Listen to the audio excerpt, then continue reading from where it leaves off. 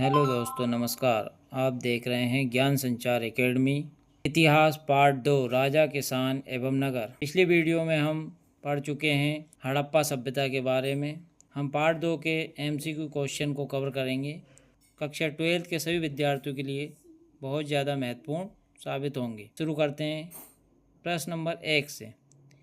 मौर्य काल में राजा की सत्ता किस सिद्धांत से समर्थित मानी जाती थी? ऑप्शन है धर्मराज, राजधर्म, स्वराज्य और जनता राज।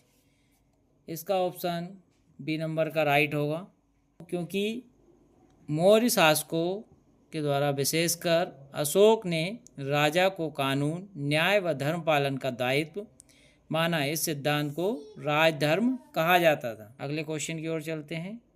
अशोक के अभिलेखों में मुख्य भाषा लिपि कौन सी है? B Brahmi is a right answer. शैलिक क्यों नहीं है? शैलिक जो है वो पश्चिमी एशिया में प्रयुक्त लिपि है और देवनागरी बाद में विकसित हुई लिपि है। ऑप्शन नंबर बी ब्राह्मी लिपि इसका राइट ऑप्शन रहेगा। क्वेश्चन नंबर 3, किस प्रसिद्ध व्यक्ति ने पहली बार ब्राह्मी और खरोष्ठी लिपियों का अर्थ निकाला है? Option number C James Prinsep ने 1838 ईस्वी में ब्राह्मी और खरोष्ठी लिपियों का अर्थावली निकलवाई थी। क्वेश्चन नंबर 4, महाजनपदों की संख्या प्राचीन समय में लगभग कितनी थी? Option number C 16। अधिकांश स्रोतों के अनुसार प्राचीन भारत में 16 महाजनपद माने जाते हैं, इसलिए राइट आंसर रहेगा option number C 16। Question number 5, छठी से चौथी शताब्दी ईसा पूर्व में कौन सा महाजनपद सबसे शक्तिशाली हुआ है? मगध महाजनपद।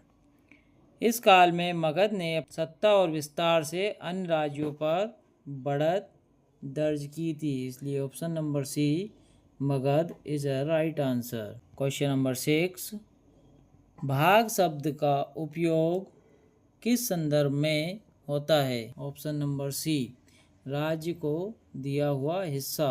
क्वेश्चन नंबर 7, किस ग्रंथ में मौर्यकालीन प्रशासन विवरण मिलता है? अर्थशास्त्र। बी नंबर का जो ऑप्शन है वो राइट रहेगा। प्रश्न नंबर 8, अशोक ने किस युद्ध के बाद धर्म की नीति अपनाई थी? अशोक ने कलिंग युद्ध के बाद बहुत ज़्यादा नरसंहार हुआ था, इसलिए कलिंग युद्ध के बाद अशोक ने धर्म को अपनाया था, क्योंकि सिंधु युद्ध, मगध युद्ध और उत्तर युद्ध ये तीनों अशोक से संबंधित नहीं हैं। क्वेश्चन नंबर 9, मौर्य काल में प्रमुख लगान या कर किस आधार पर निर्धारित होते थे? भूमि का उत्तोलन, उपज की मात्रा को हम उत्तोलन कहते हैं, के आधार पर कर तय किया जाता था। प्रश्न नंबर 10, प्राचीन नगरों में निम्नलिखित में से कौन सा कार्य सामने नहीं आता है? तो ऑप्शन नंबर सी प्रश्न नंबर 10 के लिए राइट आंसर।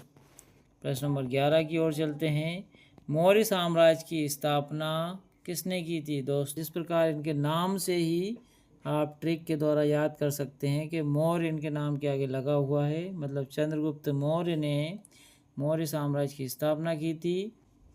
अशोक क्यों नहीं है? क्योंकि अशोक चंद्रगुप्त के बाद का राजा है और बिंदुसार चंद्रगुप्त का पुत्र है और विक्रमादित्य बाद के शासक है, ये मौर्य काल से संबंधित नहीं है, इसलिए option number C is a right answer. प्रश्न नंबर 12 की ओर चलते हैं।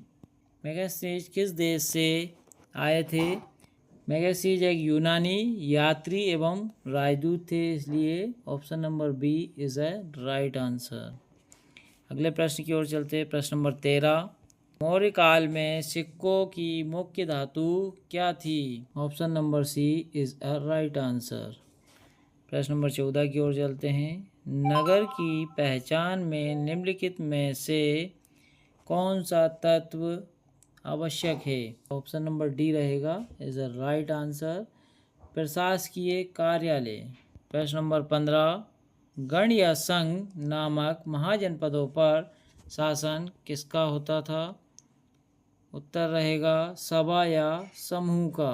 प्रश्न नंबर 16, छठी एवं चतुर्थी शताब्दी ईसा पूर्व में कृषि में कौन सा परिवर्तन हुआ है? इस काल में सिंचाई प्रणालियों का विकास हुआ है, इसलिए बी नंबर का ऑप्शन राइट रहेगा।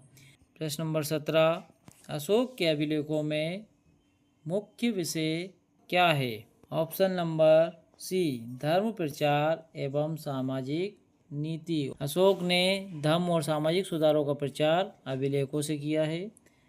Option number C is a right answer. अगले क्वेश्चन की ओर चलते हैं। प्रश्न नंबर 18, निम्न में से कौन सा स्रोत मौर्य काल के अध्ययन में सहायक नहीं है? तो अभिलेख में हमें मौर्य काल की जानकारी मिल जाएगी, सिक्कों पे भी हमें मौर्य काल की जानकारी मिल जाएगी, विदेशी यात्रियों के द्वारा जो रिपोर्ट तैयार की गई इस पे भी हमें जानकारी मिल जाएगी। Option number D is a right answer. अब चलते हैं प्रश्न नंबर 19 की ओर। प्रश्न नंबर 19, राजा किस माध्यम से अपने आदेश जनता तक पहुंचाते थे? राजा अभिलेख के माध्यम से अपने आदेश जनता तक पहुंचाते थे। तो option number B is a right answer. प्रश्न नंबर 20, मौर्य काल में किस अधिकारी को ग्राम स्तर पर प्रशासक माना जाता था? Gramin is a right answer. प्रशासन में ग्रामणी नामक अधिकारी पाया जाता था। पटेल प्रधान मुखिया बाद के काल में अधिक प्रचलित हुए हैं, इसलिए पटेल प्रधान मुखिया ये आधुनिक काल में चलते थे, इसलिए ये ऑप्शन गलत हैं। Option number B is a right answer. प्रश्न नंबर 21, राज्य को उपज का कौन सा अंश मिले उस व्यवस्था को क्या कहते थे? कर व्यवस्था कहा जाता था। प्रश्न नंबर 22, नगर की विशेषता में निम्नलिखित में से कौन शामिल है? सी, व्यापार और शिल्प। प्रश्न नंबर 23, मौर्य काल में पशुपालन की स्थिति कैसी थी? महत्वपूर्ण आर्थिक गतिविधि थी। Option number C is a right answer. प्रश्न नंबर 24 में अभिलेखों में हमें निम्नलिखित में से क्या जानकारी नहीं मिलती है? Option number D is a right answer. प्रश्न नंबर 25, मौर्य साम्राज्य में व्यापार के लिए कौन सा मार्ग महत्वपूर्ण था? समुद्री मार्ग।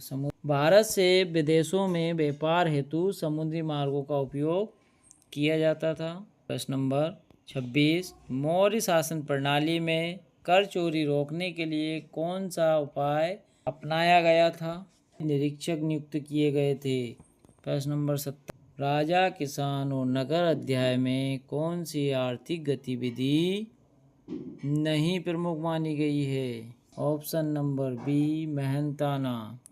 अगले प्रश्न की ओर चलते हैं। प्रश्न नंबर 28, किस स्रोत से मौर्य काल के सामाजिक जीवन की जानकारी मिलती है? Option number B is a right answer. प्रश्न नंबर 29, धम्म नीति का प्रचार किसने किया था? Option number C is a right answer. धम्म किसने अपनाया था? अशोक ने, कलिंग युद्ध के बाद। बहुत बढ़िया, इसका राइट आंसर रहेगा अशोक। प्रश्न नंबर 30, मौर्य काल में किस प्रकार का कर लगाया जाता था जो सिंचाई भूमि पर विशेष था? Option number B is a right answer. उदाय शुल्क। सिंचित भूमि पर अतिरिक्त कर उदाय शुल्क नाम से लिया गया है। ये 30 क्वेश्चन हैं, आपके लिए बहुत महत्वपूर्ण है। और डिस्क्रिप्शन बॉक्स में पार्ट नंबर 1 की वीडियो का लिंक डाल दिया गया है, आपको पार्ट नंबर 1 का भी ऑप्शन देखने को मिल जाएगा। आगे भी ऐसे ही हमारे चैनल से जुड़े रहिए। ज्ञान संचार एकेडमी को सब्सक्राइब कीजिए और रोज़ ऐसे वीडियो देखते रहिए। धन्यवाद।